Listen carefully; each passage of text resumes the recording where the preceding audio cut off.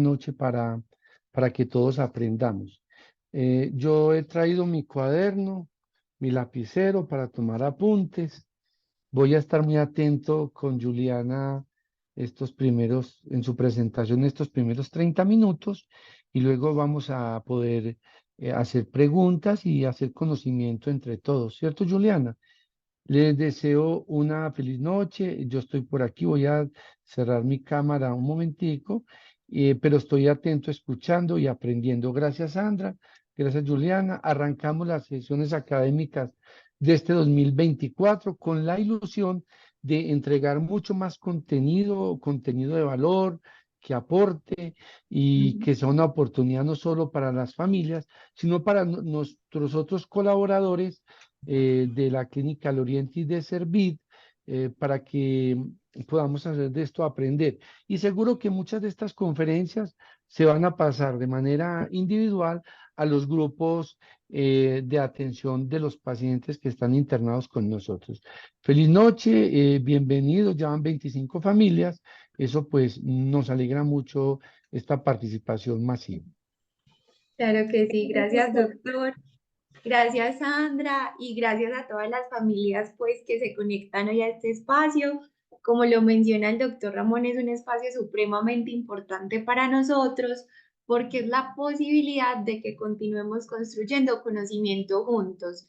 Si bien nosotros hoy pues traemos una propuesta para ustedes, es a través de sus experiencias y de todo el conocimiento que ustedes ya como familias tienen frente a las situaciones que viven, que nos ayudan a enriquecer a nosotros lo que les proponemos en cada uno de estos espacios.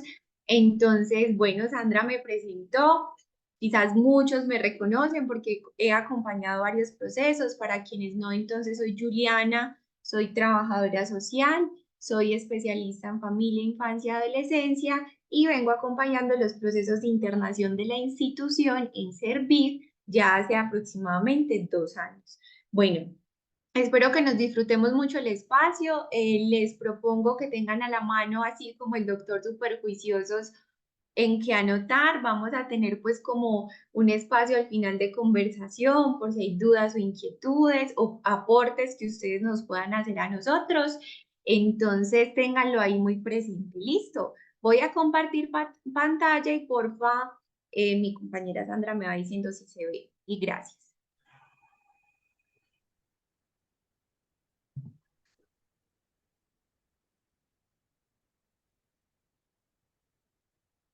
¿Me cuentan si se ve mi pantalla, por favor? Sí, Sí, ya, ¿Sí se se ve? Y proyecta. me escuchan bien. sí, Sí, señora. correcto. Ok, muchísimas gracias. Bueno, entonces yo hoy quiero compartir con ustedes este tema, me parece supremamente importante.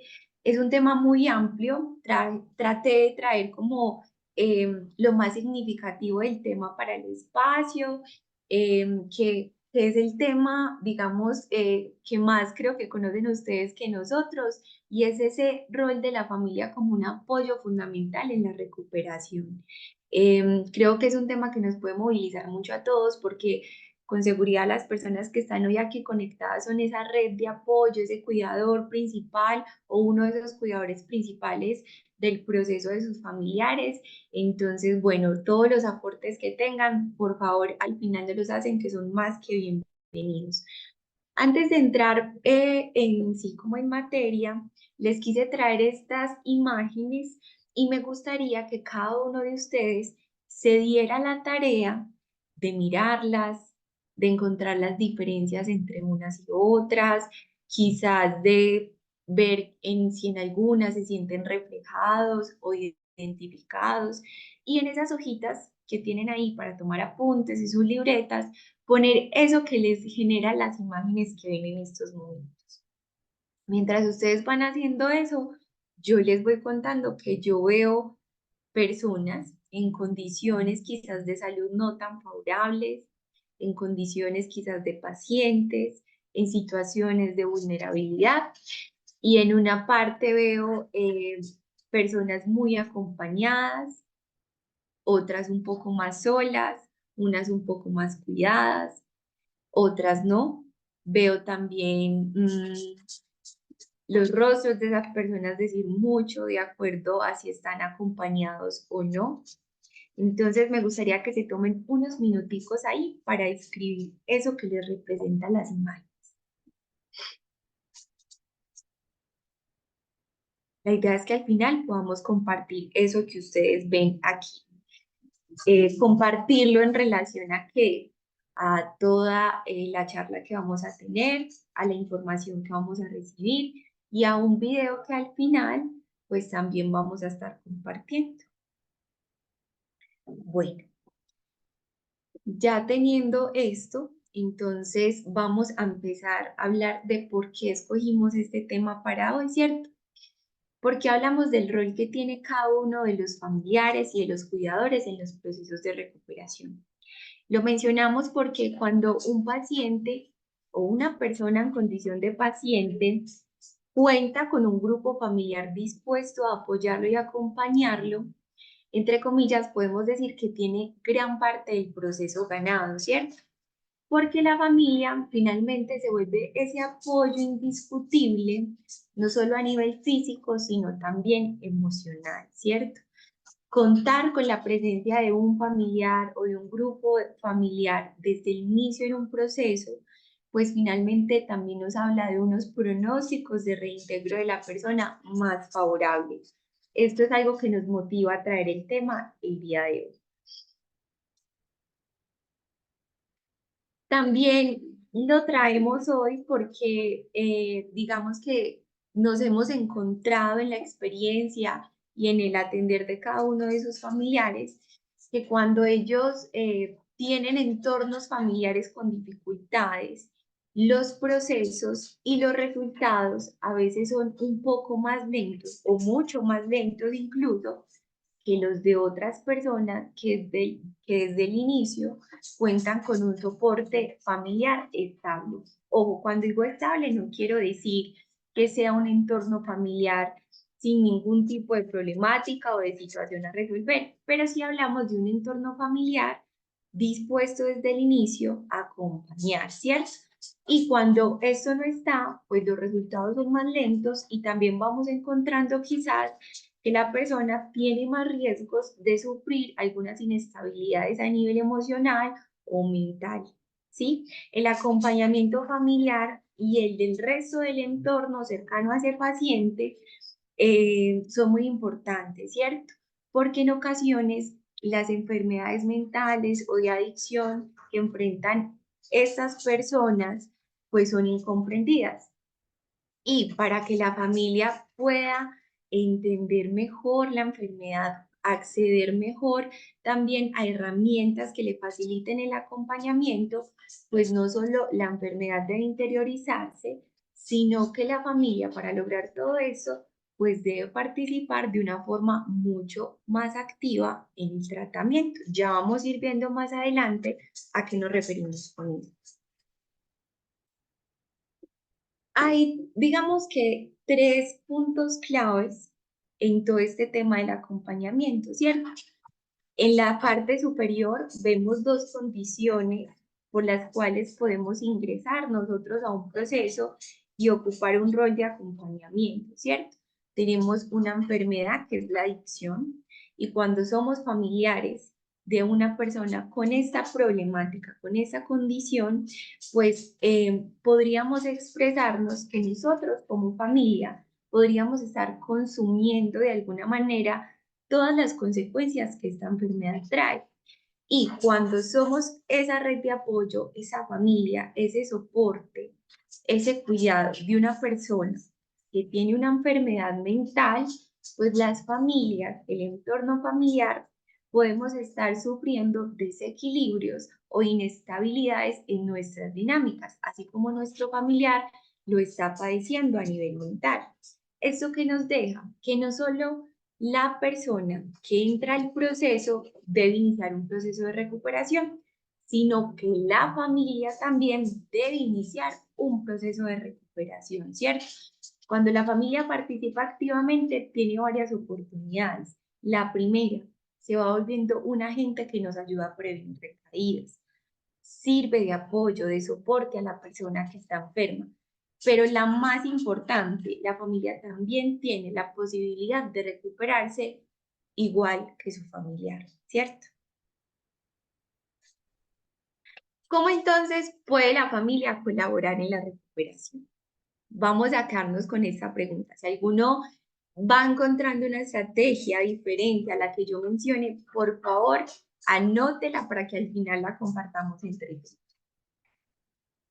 Es importante tener claro que la mayoría de las personas, cuando deciden iniciar un proceso de recuperación, sea en adicciones o recuperación de su salud mental, pues en muchos casos son motivados, discúlpenme la expresión, empujados por sus familiares, que pueden ser sus padres, sus hijos, sus abuelos, las parejas, a iniciar el proceso. A veces la persona no logra encontrar esa motivación interna para dar ese primer paso para lograr acceder a un tratamiento y son las motivaciones externas que a veces son desde el límite, como sus familiares, los que motivan a que se pueda iniciar el proceso, ¿cierto? Entonces, ¿cómo podemos ayudar? Devolviéndonos a la pregunta que acabamos de hacer. De manera inicial, siendo ese paliativo, ese motivador inicial para que la persona pueda realizar un proceso. Generalmente, esa pareja, ese esposo, ese hijo, ese abuelo, esos padres, que son ese motivador inicial para realizar el proceso, son ese punto de inflexión. La familia se vuelve ese punto de inflexión que podríamos llamar, son esa persona que logra poner entre la espada y la pared, ¿sí? Suena un poco brusco, pero es como ese alto a tiempo para que la persona acceda a la recuperación, ¿cierto? A veces allí incluso muchos de ustedes se han atrevido a poner límites muy claros como no podemos continuar nuestra relación si no te recuperas, debemos irnos de la casa porque no podemos vivir más esta situación. Y generalmente cuando ustedes llegan a ese punto de inflexión como familias, es porque reconocen que la situación no está bien, ¿cierto? Que sus familiares están en un punto muy crítico y que ya lo que están viviendo se vuelve algo insostenible. Entonces vamos a crearnos eso que acabamos de conversar como el primer punto de partida para apoyar la recuperación y es ser el pare a tiempo de muchos de sus familiares cuando ellos no logran reconocer la importancia de parar y acceder a un proceso.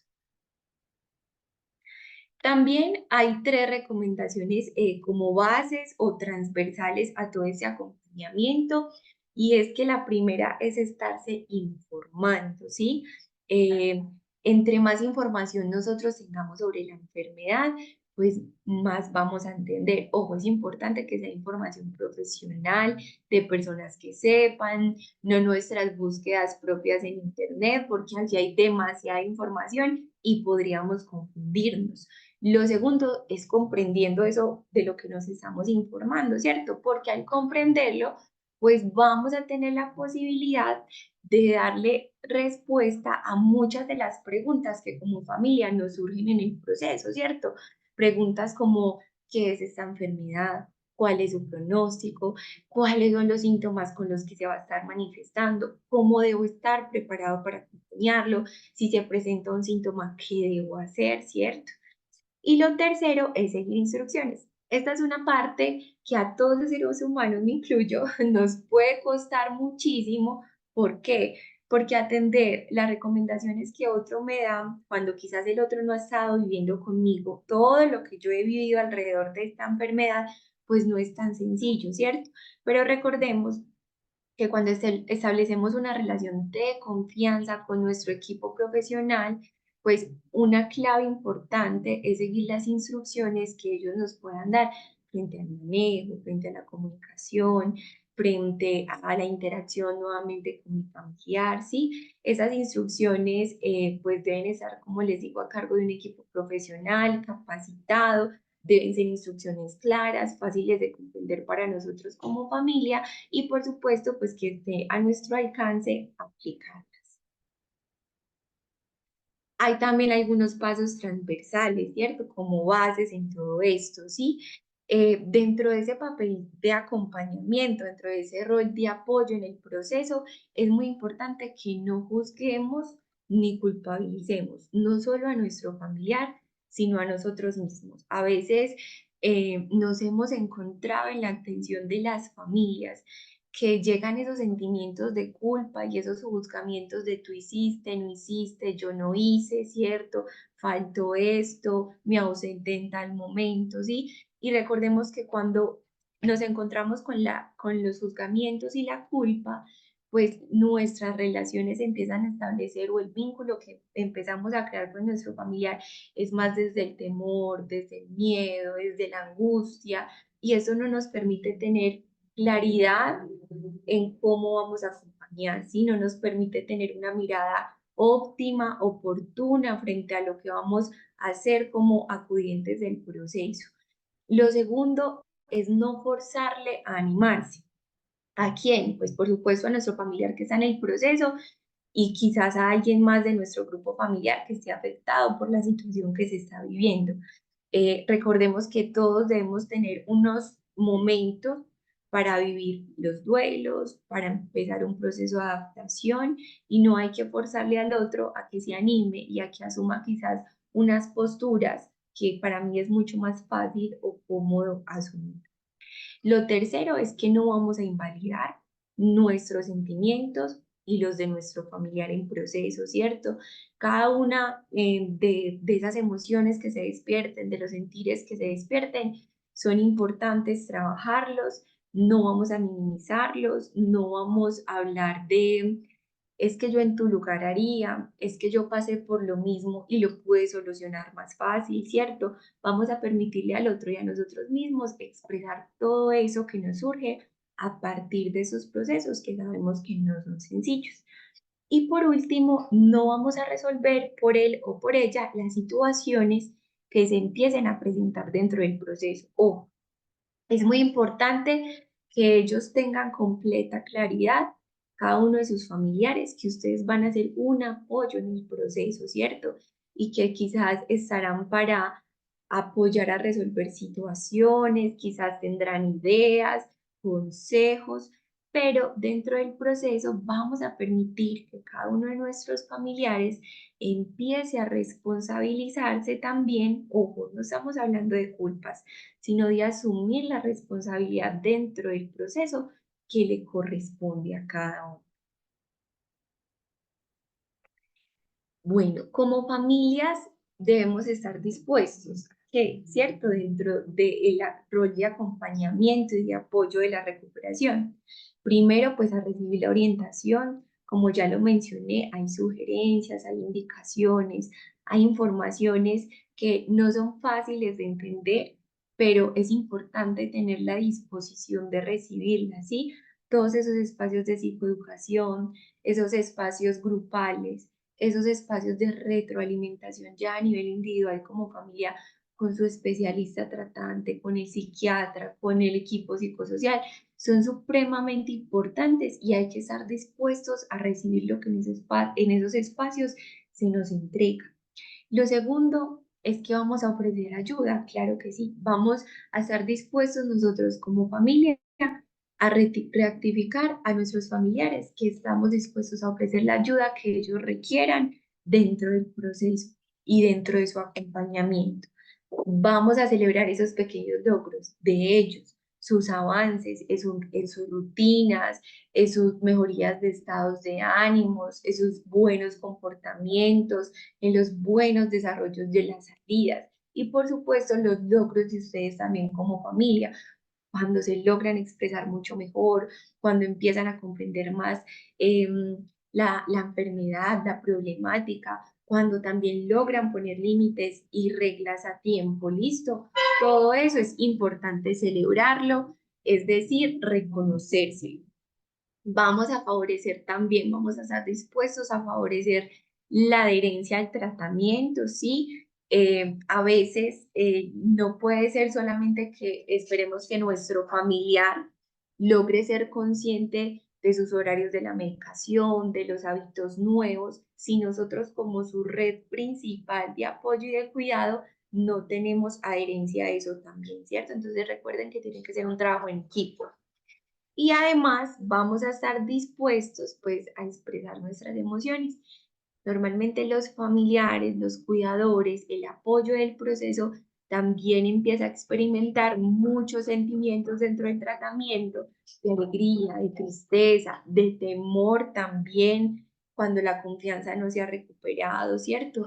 Y esto es importante expresarlo y hablarlo con el equipo profesional. Ustedes tienen derecho a expresarlo y a tener una atención frente a estas necesidades y estas situaciones que van experimentando dentro del proceso. Además, ustedes también cargan un peso muy importante siendo ese apoyo y ese cuidado principal y nosotros estamos para hacer soporte de ustedes también.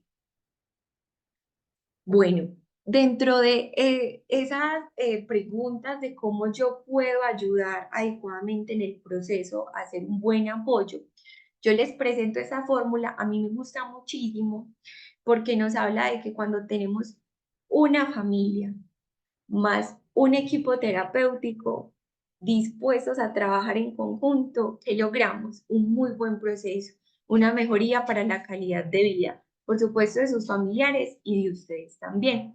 Pero para que esta fórmula, esta suma, se desarrolle adecuadamente, hay pues como varias claves o tips que les voy a ir mostrando.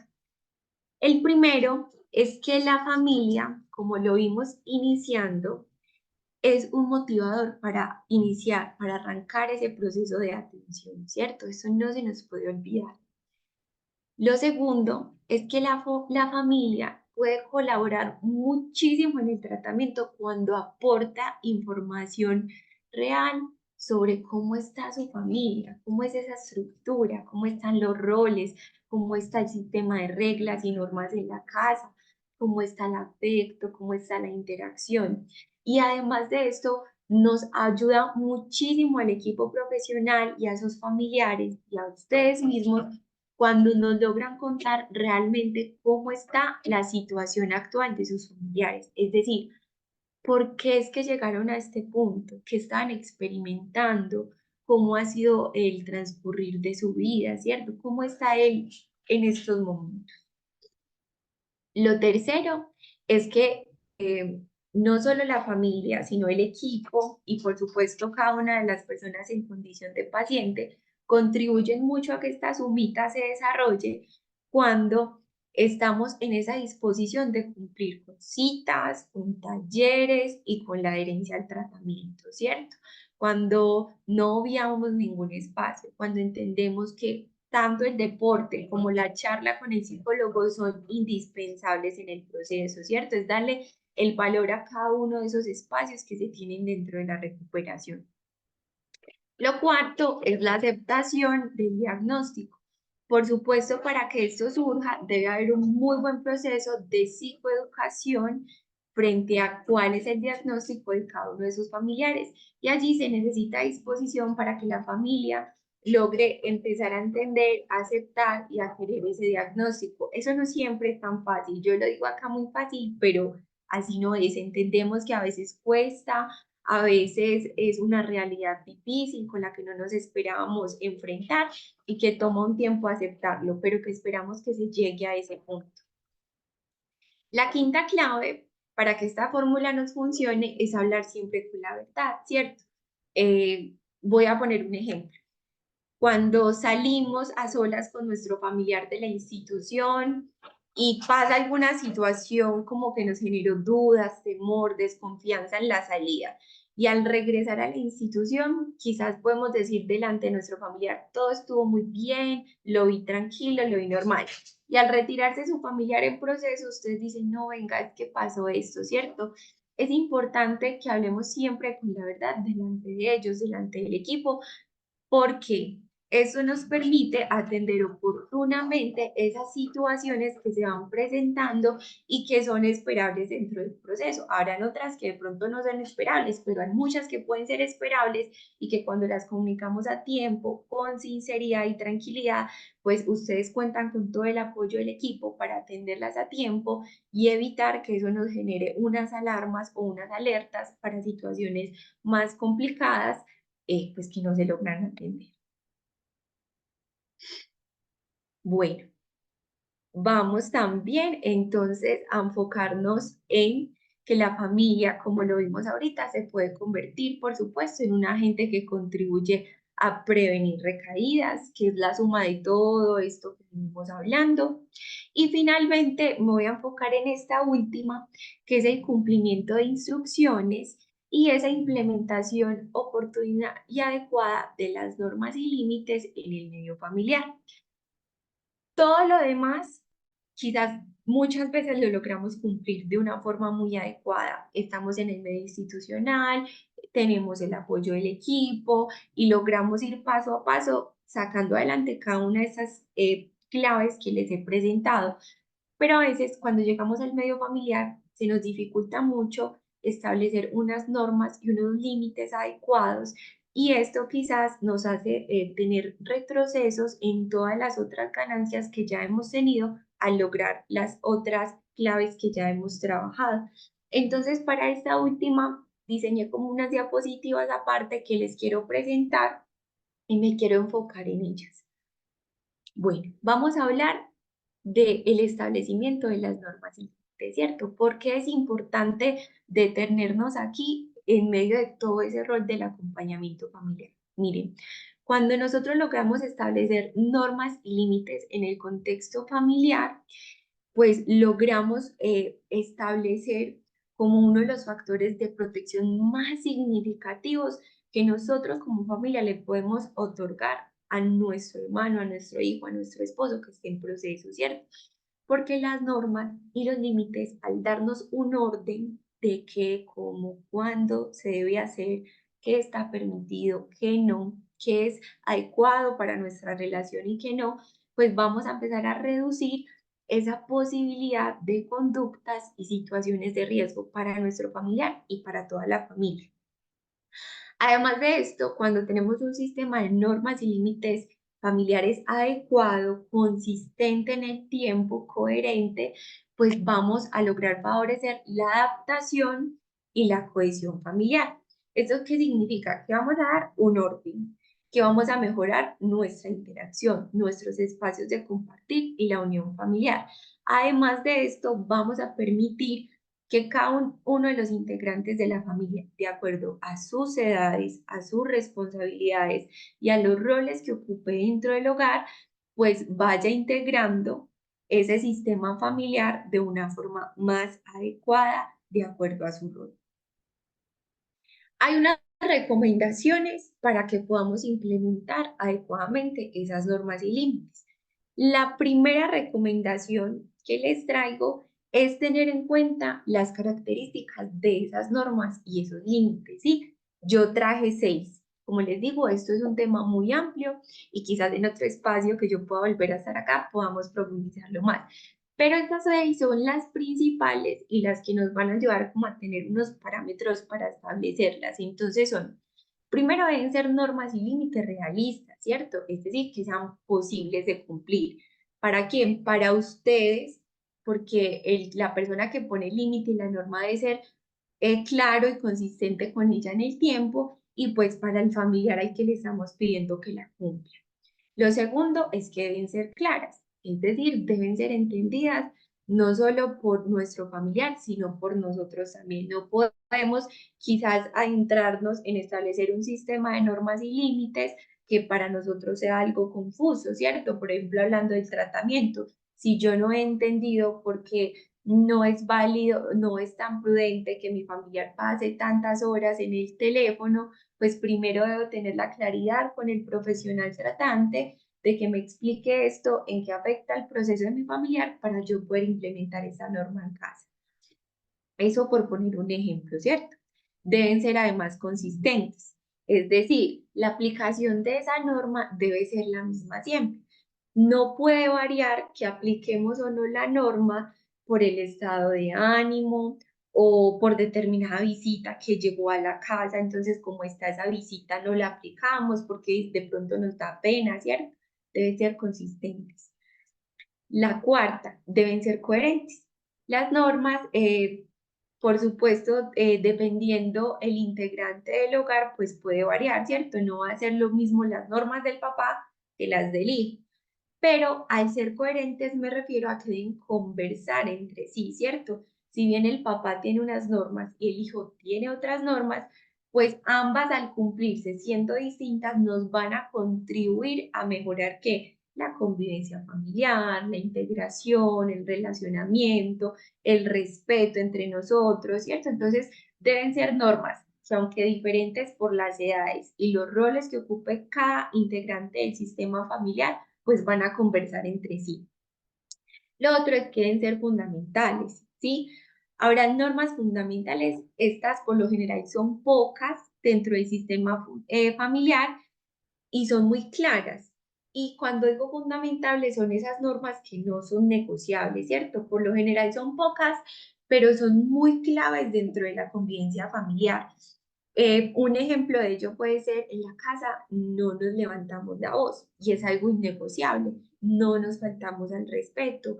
En la casa los hermanos entre ellos, los papás entre ellos, los papás entre los hijos no se golpean, ¿cierto?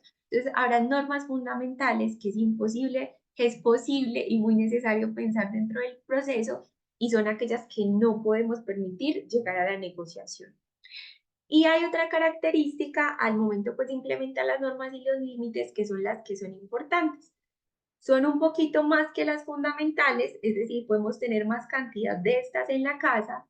Deben ser, por supuesto, también muy claras, pero son aquellas que quizás puedan tener una posibilidad de negociación, ¿cierto? ¿Cuándo se da la posibilidad de negociación?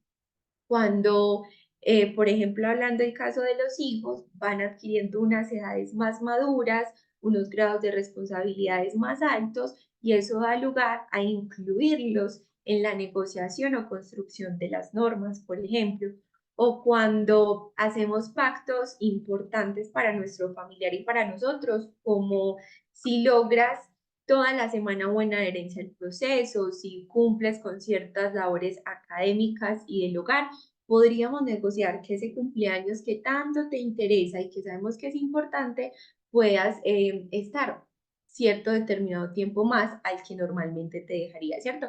Son esas normas que sí podemos dar lugar a la negociación.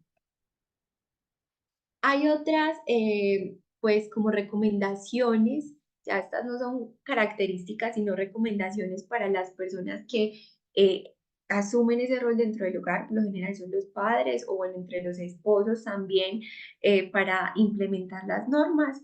Y son la primera, mantener el control emocional. Yo no puedo dar cumplimiento o implementar un sistema de normas cuando estoy irritado, supremamente molesto, tengo un tono de voz alto, ¿cierto? Porque esto no me da credibilidad ni confianza a lo que le estoy proponiendo a mi familia para ordenarla. Lo segundo es que vamos a comunicar cuándo inician las normas, cuáles son y cuándo las ponemos en marcha. Y lo tercero es que vamos a estar en una constante revisión y evaluación de ese funcionamiento y cumplimiento de las normas. Es decir, no solo vamos a revisar que se cumplan, sino qué tan funcionales están siendo para mis familiares y para mí. Es decir, la pertinencia de tener esas normas en casa. Recuerden que somos una dinámica cambiante, no quiere decir que la norma que ponemos nunca la podemos retirar si empezamos a evaluar que son normas que no nos contribuyen, que no tienen impacto significativo en su familiar, en ustedes, pues pueden ser modificadas por otras normas nuevas. Estas preguntas les pueden servir muchísimo a todos ustedes antes de implementar un sistema de normas y límites, ¿cierto?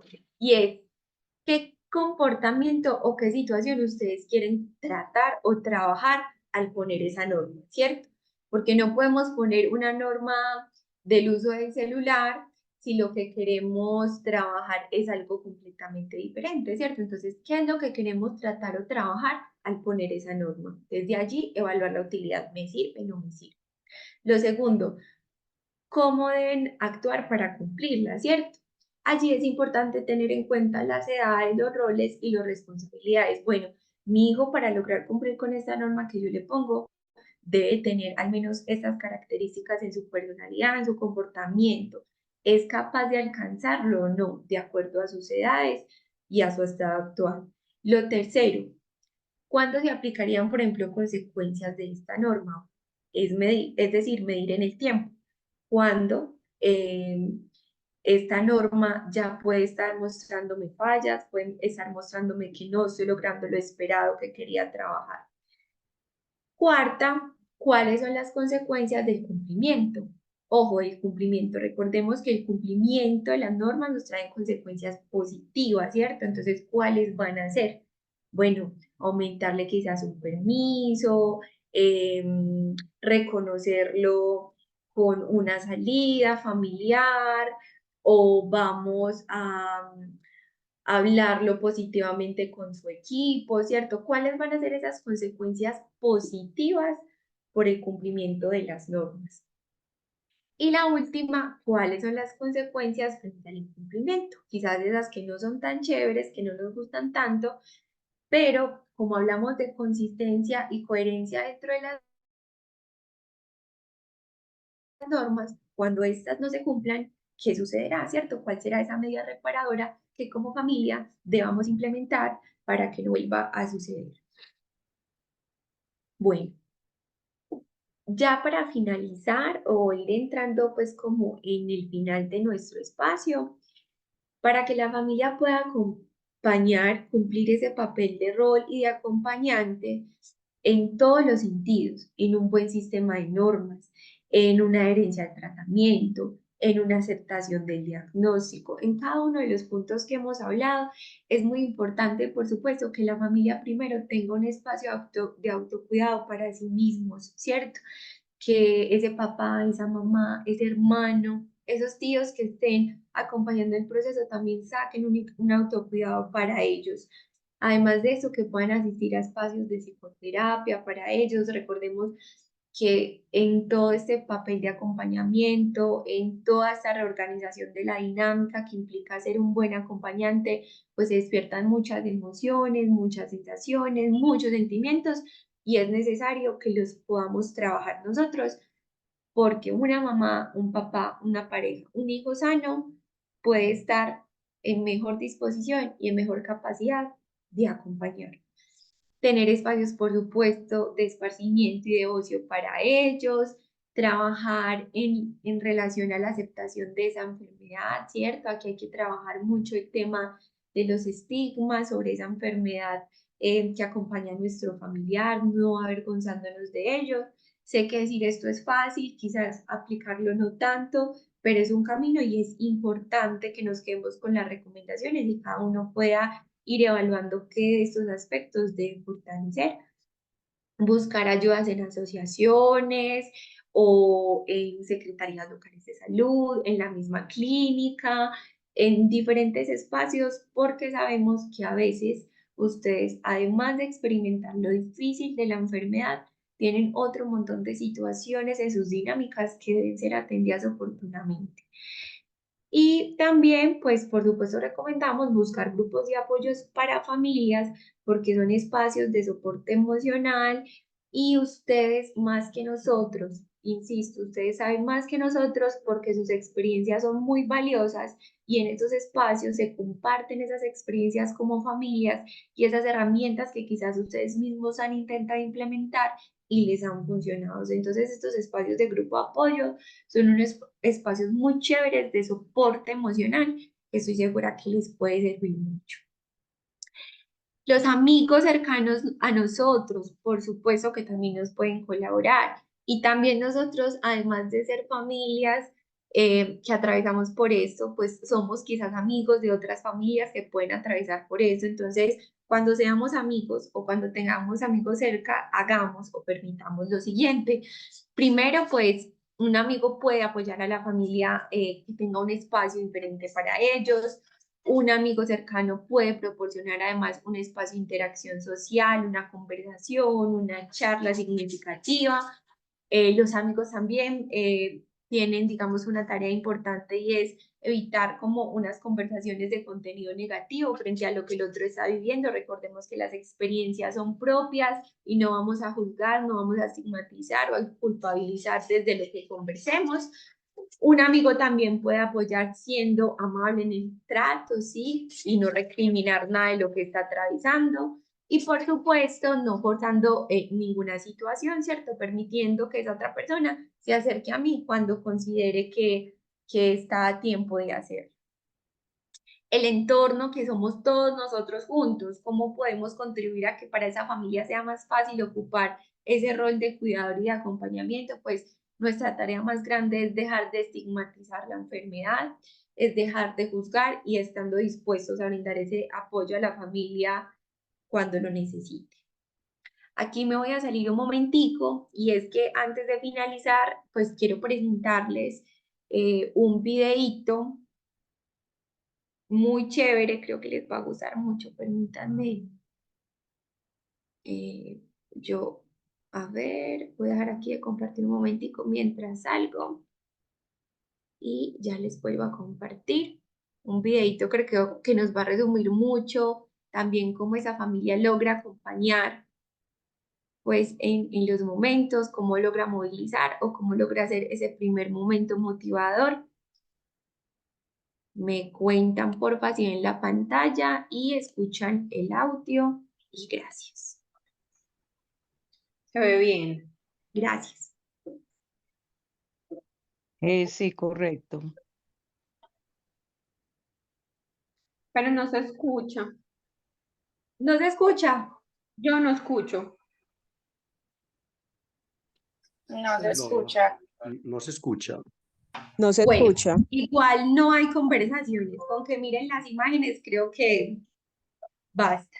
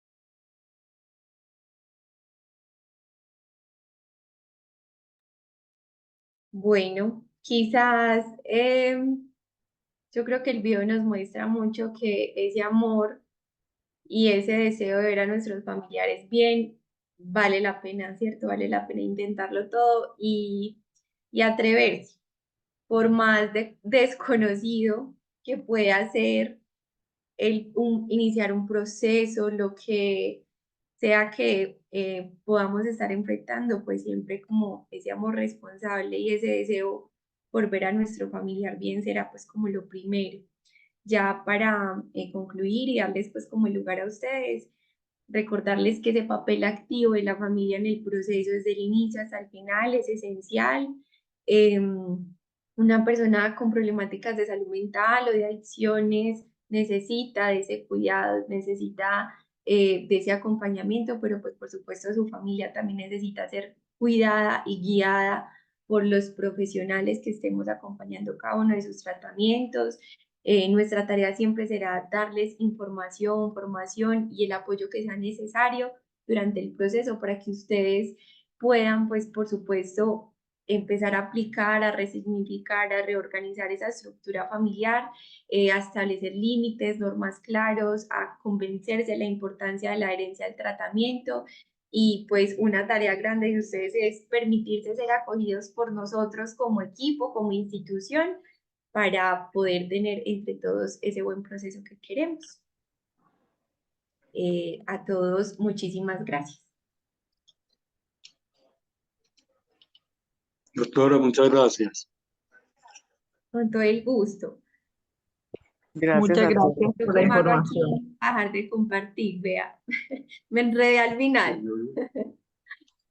De pronto alguien tiene alguna pregunta, algún aporte. Tenemos un espaciecito para que ustedes puedan participar. Guillermo Gallo, le agradezco mucho por tener su cámara encendida. Nos gusta mucho podernos ver porque esto nos acerca más y hacemos que esta virtualidad se vuelva tan fría que a veces es muchas gracias a Sara Patricia también que acabo de encenderla y a los demás los animamos a que las enciendan. No importa lo que estén haciendo, pero que podamos sentir esa cercanía. ¿Alguien quiere decir algo? Sí, muchas gracias a ustedes, a toda la familia Servir por todo esto que están haciendo, sobre todo por mi nieta, ha sido como un proceso muy difícil, pero excelente y espero que todo esto nos sirva tanto a ella como a nosotros como familia. Muchas gracias. Gracias Gracias. a usted. Sandra, si de pronto alguno quisiera compartirnos lo que percibió de la imagen al inicio o si lo relacionó con algo del video al final, si alguno quisiera como contarnos sobre eso, pues sería chévere escucharlo. Pues a mí me gustaría comentarles algo. Yo soy la mamá de Sahara Restrepo. ¿Cómo está? Bien, acerca de, por lo menos cuando vemos que en la familia se presenta un caso con cualquiera de estas enfermedades que actualmente ya sabemos cómo se llama, llegar a la ayuda, o sea, sentir el síntoma y no solamente porque a veces es difícil que ellos mismos tomen la decisión, mostrar las herramientas y las pautas para que pidan la ayuda y para demostrarles que hay que ayudarlo, que eso es algo por lo que pasa cualquier persona y que para que no se cierren y se aíslen y lleguen a veces a tan deplorable estado. Entonces es importante tener esa comunicación, esa pauta, así sea un familiar lejano, no solamente en el círculo familiar, sino ayudar a otras familias que en este momento podemos hacerlo. Ya gracias a estas ayudas que estamos teniendo, si vemos familias o amistades que tienen alguna persona en esa situación, decirle, ven acá, esto se puede solucionar así, así, para una mejor convivencia, ¿ya? Porque la verdad, como les digo, en el mes que llevo acá, me parece tan linda esta charla y me han ayudado mucho a enriquecerme porque hay veces que no sabemos lidiar la situación con los hijos, ¿ya? Este modernismo nos lleva a veces tan de una manera, pero gracias a todos los que ustedes nos están ayudando, pues he aprendido mucho. Aquí estoy en la isla de San Andrés, yo vivo acá y pues hay cosas que, bueno, me duelen porque estoy lejos de ella, pero siento que cuando hablo con el equipo todas las noches, siempre me tienen al tanto de mi hija y es algo lindo que aprecio de verdad mucho. Muchas Gracias. gracias por compartirlo. Muchas gracias.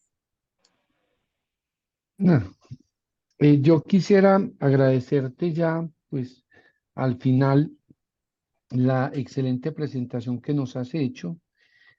Un mensaje muy claro. Yo quisiera permitirme dar un pequeño resumen de todo lo que nos has hablado en esta noche. Nos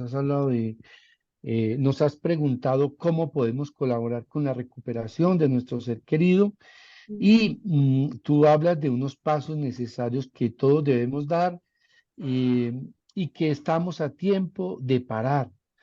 Nos has recomendado informarnos frente de buenas fuentes, no preguntarle a cualquiera por algún padecimiento, tampoco internet. Es mejor ir fuentes de personas y profesionales expertos, comprender la situación, seguir las instrucciones que da el equipo terapéutico.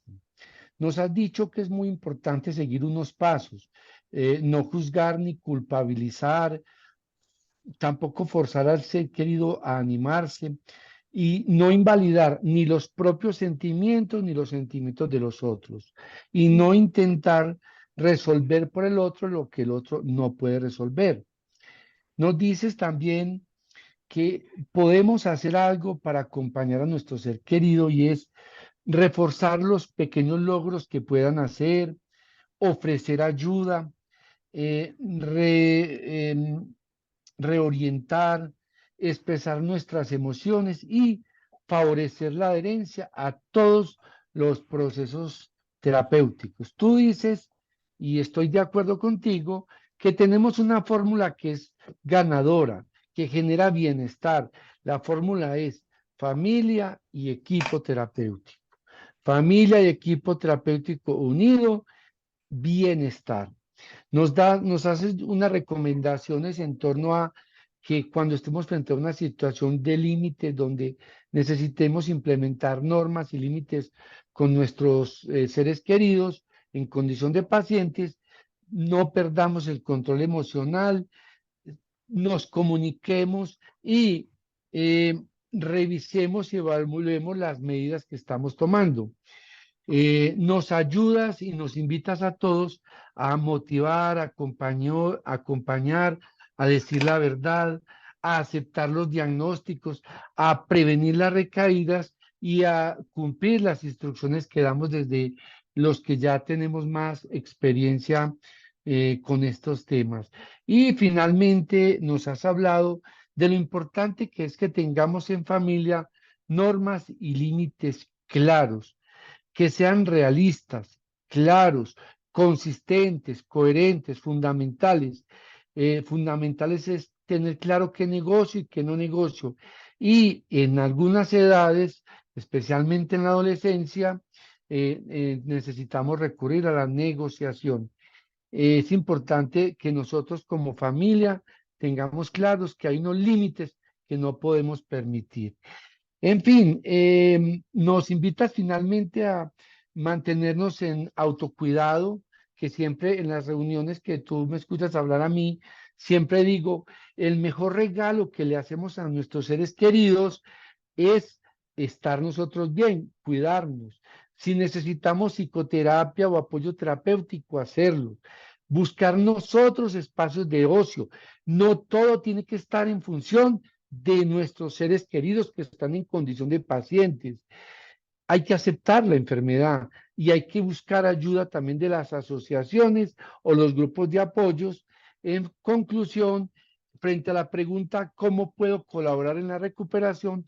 Tú eres clara en decirnos que podemos tener una participación activa, que no perdamos los límites y que nos dejemos acompañar. Esas como las conclusiones. Yo me he dado el atrevimiento de repetirlo en 4 minutos, porque lo último que se repite puede ser lo que se nos queda. Así es, Entonces, doctor. Me dejó feliz noche. sorprendida, tomó nota de todo. Muy buen alumno, doctor. Mejor Sí, dicho. eso. Muchas Bueno, gracias, Juliana. Es con todo gusto. Muchas gracias a ustedes por estar.